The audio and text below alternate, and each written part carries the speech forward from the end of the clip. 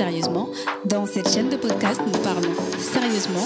Donc si tu ne veux pas rater les prochains épisodes, n'hésite pas à t'abonner. Bonjour à tous et bienvenue dans ce nouveau podcast. Aujourd'hui, nous allons parler d'un ingrédient en cosmétique qui est en vogue en ce moment. On va parler de la niacinamide, cette vitamine qui est très demandée dans le milieu de la cosmétique. La niacinamide, qu'est-ce que c'est exactement? La niacinamide est un dérivé de la vitamine B3. Le nom chimique de la vitamine B3 est la niacine. Cela signifie que la niacinamide est une forme de vitamine B3 qui a une formule structurelle chimique légèrement différente de la niacine. De nombreuses études cliniques ont montré que la substance soluble dans l'eau, si elle est utilisée régulièrement, peut avoir un effet positif sur la peau. L'eau dérivée vitaminique est de préférence utilisée dans des sérums à base d'eau. Quel est l'effet du niacinamide? Premier effet, elle renforce la fonction protectrice de la peau et possède un effet hydratant. Des études ont montré que la substance a un effet régénérant sur une barrière cutanée endommagée. La vitamine B3 stimule le corps dans la formation de lipides et de céramides essentiels pour la fonction protectrice de la peau.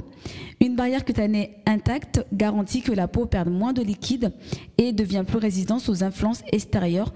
Par conséquent, les produits contenant du niacinamide peuvent assécher la peau si elle est en forte concentration dans la formulation. Le deuxième effet, elle a un effet anti-âge. Ce dérivé de la vitamine B3 possède des propriétés antioxydantes et protège la peau des radicaux libres.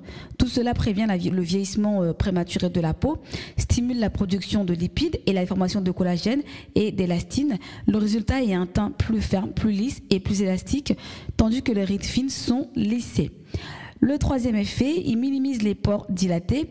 Avec une utilisation régulière, les pores se contractent et se voient réduire. Non seulement la peau paraît plus fine et plus uniforme, mais aussi l'avantage qu'on a avec ce principe actif, c'est à force de l'utiliser, vu que les pores vont dilater, vont se refermer, ça empêche le fond de teint, pour ceux et celles qui se maquillent, le fond de teint de pénétrer dans les pores. Quatrième, elle apaise la peau. Le dérivé de la vitamine B3 favorise la régénération de la peau et garantit qu'aucune irritation ne se produise. Par contre, il faut faire attention au dosage que vous allez utiliser. Le cinquième, elle réduit les impuretés et matifie la peau grasse. La niacinamide régule la production de sébum et peut aider à opacifier la zone T. De plus, la vitamine a un effet antibactérien et peut garantir un teint plus lisse avec un nombre d'impuretés nettement réduit. Le sixième, il lutte contre la décoloration de la peau. Le dérivé de la vitamine B3 est également connu pour inhiber la synthèse des mélanines et est donc capable de faire disparaître les taches pigmentaires et les boutons. Ça fait aussi donner un joli teint. Après, attention. Pour qu'elle ait un effet anti-tache, ça dépend du dosage en fait que vous allez utiliser. Tout dépend du dosage. Plus il y a du dosage, plus en fait elle va avoir un effet anti-tache. Après, soyez prudent car une concentration trop élevée de la niacinamide peut temporairement entraîner une rougeur indésirable de la peau car la vitamine dilate temporairement les vaisseaux sanguins. Il convient donc de prêter attention à la concentration lors des premières utilisations. Moi, je recommande en fait d'utiliser pour commencer une concentration entre 1 et 5%. La majorité, c'est dans les produits actuels, généralement il y a 5% dedans.